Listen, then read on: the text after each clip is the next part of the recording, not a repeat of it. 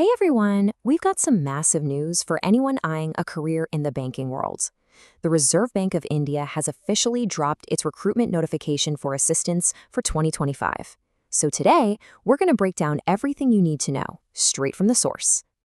So let me ask you this. Have you ever imagined yourself working right at the heart of India's entire financial system? If that sounds exciting, well, you're definitely in the right place. And here's exactly why you should be listening. The RBI is looking to bring on 650 assistants across the country. That is a huge opportunity if you're looking for a stable, prestigious career. So, whether you're seriously considering this or just a little bit curious, stick around. We are going to walk through every single detail you need to know to get your application in. Okay, let's start with the most important part, right? Eligibility. Before we get too excited, we've got to make sure you tick all the necessary boxes. So the age requirement is pretty strict. You need to be between 20 and 28 years old, and that's as of February 1st, 2026. The easiest way to check? Just see if your birthday falls somewhere between February 2nd, 1998, and February 1st, 2006. If it does, you're golden. But wait, there is some flexibility here. The RBI offers age relaxation for certain categories. For instance, SC/ST candidates get an extra 5 years, OBC gets 3, and there are even bigger relaxations for persons with benchmark disabilities and ex-servicemen. So definitely take a close look and see if this applies to you. All right, next up, education. You'll need a bachelor's degree, and the good news is it can be in any discipline. You do need at least 50% marks, though. Now pay very close attention to that last point. You must be proficient in the local language for the office you apply to. That one is absolutely non-negotiable. So you've checked the boxes and you're eligible? Fantastic.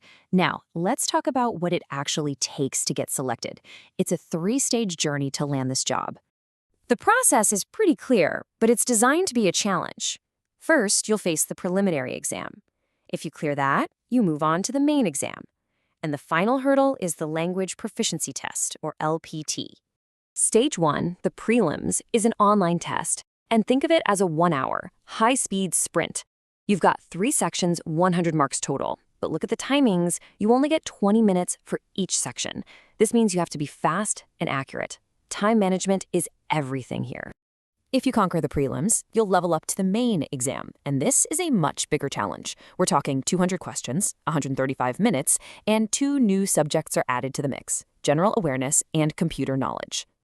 Now here's a super important warning that applies to both of those online exams. There is negative marking. For every single wrong answer, they will deduct 1/4 of a mark. So just guessing wildly could really backfire and hurt your score. Accuracy is key. And finally, if you make it through all that, you have the LPT. This is the final gatekeeper. It's a test of the local language for the state you applied for. And while it's just a qualifying test, don't underestimate it. If you're not proficient, you will be disqualified no matter how high you scored on the other exams. All right, let's switch gears and talk about timing. You are definitely going to want to pull out your calendar for this, because these are dates you just can't afford to miss. Okay, so the application window opens up on February 16th and it closes on March 8th, 2026. The prelims are tentatively scheduled for April 11th, and the main exam is penciled in for June 7th. Now remember, these are tentative, but it gives you a solid timeline to start your prep. So you've got the dates, you know you're eligible. Now for the practical part. How do you actually get your application in?